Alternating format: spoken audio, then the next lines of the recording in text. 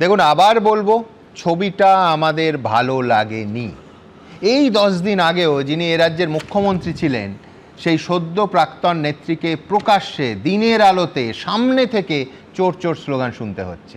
ভাবুন, যার ক্ষমতায় আসার আগে গোটা রাজ্য মুড়ে গেছিল কোট আনকোট সততার প্রতীক এই হোর্ডিং আর প্ল্যাকার্ডে, তাকে ক্ষমতা থেকে যেতে না যেতেই চোর কটাক্ষ শুনতে হচ্ছে। না, আবার বলছি, ভালো লাগেনি।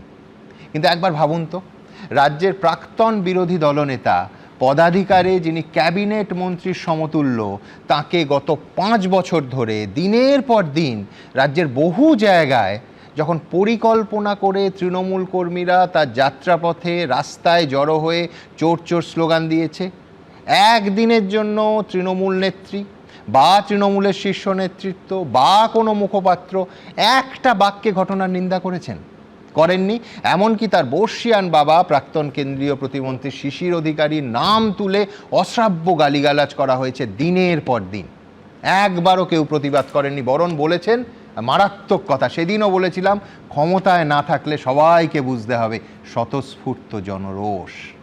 আজ যদি বিজেপি সেই কথাই ফিরিয়ে দেয়, আমি একবার দেখে নিই কীভাবে দিনের পর দিন রাজ্যের তৎকালীন বিরোধী দলনেতাকে হেনস্থার চেষ্টা করা হয় রাস্তাঘাটে।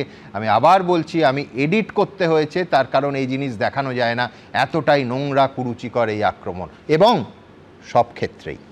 দেখুন,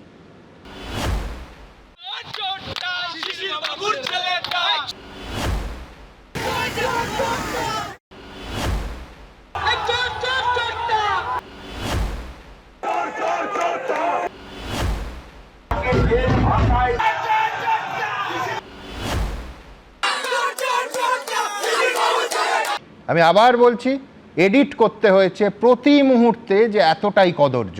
আমি সেদিনও বলেছিলাম, আজও বলছি, এটা কুরুচিকর, গণতন্ত্রে শোভা পায় না, যে পক্ষের যে সময় যে টাইম লাইনে যেই বলুক না কেন।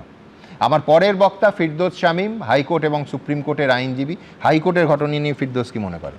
দেখুন, আমি আজকের এই ছবিটা দেখার পরে না, যখন এই ছবিগুলো চলছিল, আমি জাস্ট তার ওপরের তলায় 14 নম্বর কোর্টে মামলা করছিলাম, এবং মমতা বন্দ্যোপাধ্যায়ের আমলেই সেই অর্ডারগুলো ইস্যু হয়েছে। জাস্ট ভোটের কিছুদিন আগে এই শিক্ষকদের ট্রান্সফার করা হয়েছে, আজকে স্টেও করেছে।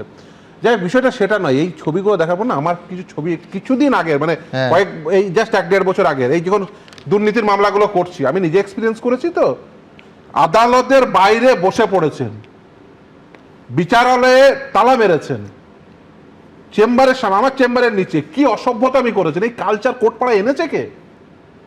আজকে উনি আদালতে গেছেন, আমার দেখতে খুব ভালো লাগছিল যে একজন আইনজীবী প্র্যাকটিস করতে আসছেন বা তিনি এসছেন।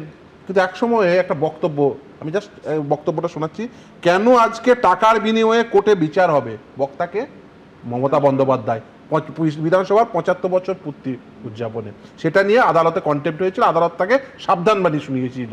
দেখুন, এই কালচারটা আদালত প্রাঙ্গণে নিয়ে এসেছিলেন কেন?